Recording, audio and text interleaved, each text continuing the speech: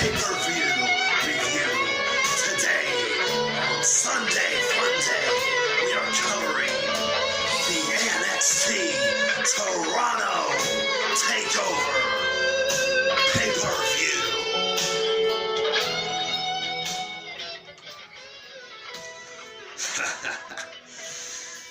This is Thunder or Blunder, and let me tell you, the main event was absolute thunder. It was a 60-minute classic with Adam Cole, baby, versus Johnny Gargano. And let me just tell you, it was better than the Bret Hart Shawn Michaels WrestleMania 12 match. It was that good. Oh yes, it was better than the Bret Hart Stone Cold Steve Austin match. It is better than anything you've ever seen in NXT or the WWE. But everything else on that show was an absolute, colossal, epically sized, ultra toxic blunder. Let's just kick it off from the very beginning. We had the tag team titles get retained by the Street Profits, and to me, they are a ripoff of the Private Party, who are now signed to AEW. I think they're slapstick. I don't think they're all that great.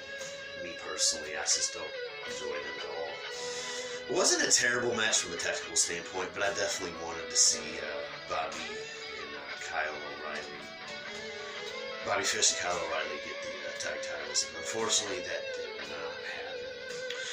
However, the next match was pretty darn good. It was Candice LeRae versus Io Shirai. And God, I like that entrance Io Shirai had. She came off like a legit badass.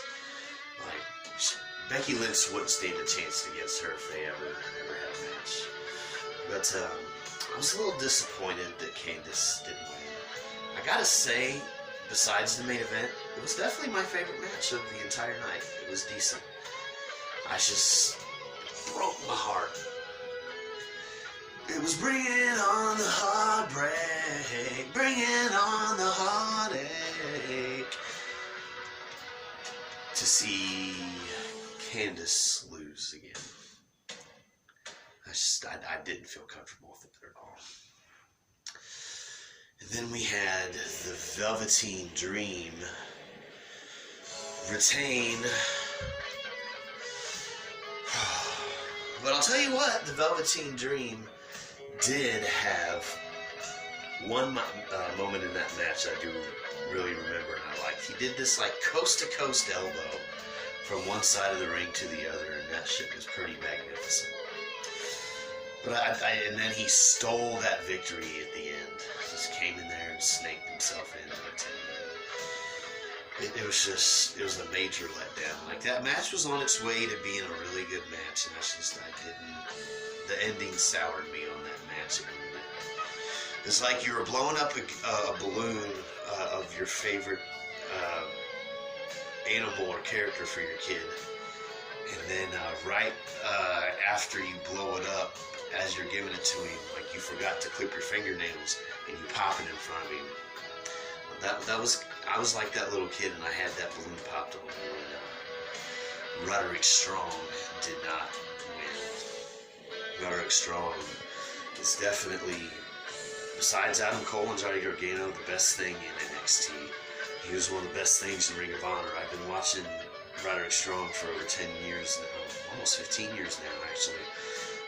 I remember when he was in TNA, man, and I bought his DVD a few years back, that Destiny Fulfilled, I might be getting that name wrong. It was a 2-disc Ring of Honor set.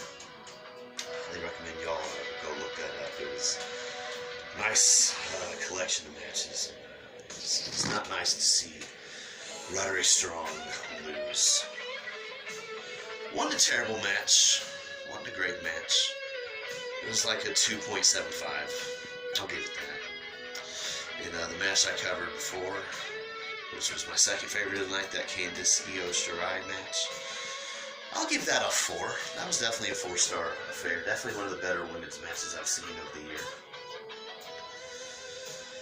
And then, of course, again, that main event, it was absolutely incredible. Highly recommend you guys go out of your way to watch it. It was a nice slow burn. Took a little while to get going, to be honest, in that first fall. But those last two falls, though, whew, straight fire, man. And JD from NY206, you want to say that pay-per-view from last night is going to be better than SummerSlam? Buddy, I gotta disagree with you, man. That was definitely far from the best takeover I've ever seen. And I definitely thought Ring of Honor Summer Supercard on Friday night was better. Just being honest. See you guys after SummerSlam. Have a great Sunday fun day. This has been episode 3 of Thunder or Blunder. Main event was Thunder. Everything else besides the Candice Io Shirai match was a blunder. And it was a blunder seeing Candice lose. Didn't like that. See you guys after SummerSlam.